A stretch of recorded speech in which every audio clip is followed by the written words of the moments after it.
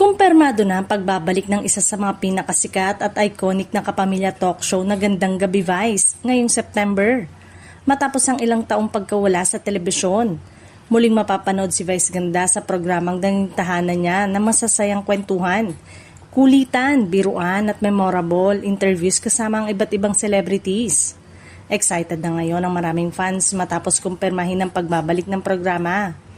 Sa loob ng maraming taon, naging bahagi ng Sunday viewing habit ng maraming Pilipino ang GGV, kaya naman malaking balita para sa mga taga-subaybay nito ang pagbubukas ng panibagong yugto ng show. Mas malawak na rin ang magiging abot ng bagong season dahil mapapanood na ang Gandang Gabi Vice sa Kapamilya Online Live, I Want at GMA. Dahil dito, mas maraming viewers mula sa iba't ibang platforms ang magkakaroon ng pagkakataong mapanood ang pagbabalik ng programa. Hindi lamang GGV ang dapat abangan ng mga kapamilya viewers dahil nakatakda ring dumating ngayong Oktubre ang bagong season ng PBB Collab 3.0. Inaasahan muli itong maghahatid ng bagong batch ng housemates, mga hamon, pagkakaibigan at mga kwentong susubaybayan ng publiko.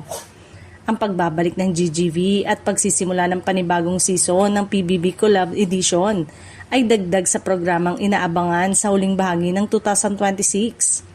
Kapansin-pansin din ang patuloy na pagpapalawak ng distribution ng kapamilya program sa digital platform at iba pang television network upang mas marami pang manonood ang maabot. Kaya naman magiging abala ang entertainment scene sa mga susunod na buwan.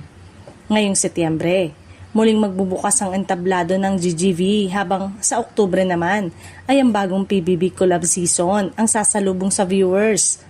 Dalawang programang siguradong aabangan ng maraming kapamilya at entertainment fans.